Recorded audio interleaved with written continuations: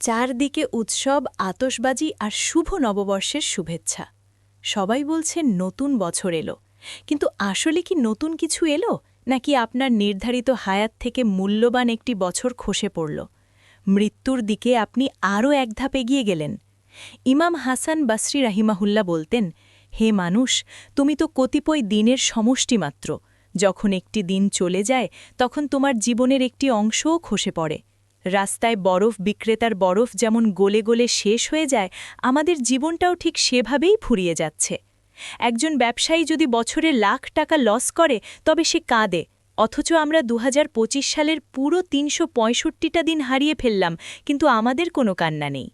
একবার ভাবুন, গত বছর এমন কী আমল করেছেন যা নিয়ে কবরে যাওয়ার সাহস করতে পারেন।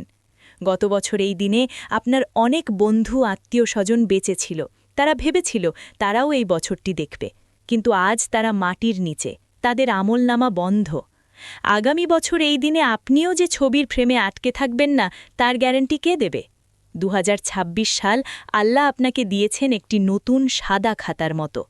এই খাতার প্রথম পৃষ্ঠাটা কি গুনাহ দিয়ে শুরু করবেন, পার্টি, ডিজে আর হারাম দিয়ে, নাকি তওবা এবং বিসমিল্লাহ দিয়ে শুরু করবেন? কলম এখন আপনার হাতে। নতুন বছরে শুরু ক্যালেন্ডার বদলাবেন না, নিজেকে বদলান। প্রতিজ্ঞা করুন, ২০২৫ সালে যে ভুলগুলো করেছি, ২০২৬ সালে তা আর করব না। যে নামাজগুলো কাজা হয়েছে, তা আর হতে দেব না। নিজেকে আপডেট করুন। কবরের বাসিন্দারা আল্লাহর কাছে শুধু একটা মিনিট ভিক্ষা চাইছে, যাতে তারা একবার সিজদা দিতে পারে। আর আপনি সেই দামি সময়গুলো অবহেলায় নষ্ট করছেন। সময়ের কদর করুন, না হলে সময় যখন ফুরিয়ে যাবে, তখন আফসোস ছাড়া কিছুই থাকবে না। হে আল্লাহ, আমাদের জীবনের নতুন এই বছরটিকে বরকতময় করে দিন। আমাদের গুনাহমুক্ত জীবন দান করুন এবং মৃত্যুর আগে আপনার সন্তুষ্টি অর্জনের তৌফিক দিন। আমিন। ভিডিওটি শেয়ার করে সবাইকে সচেতন করুন।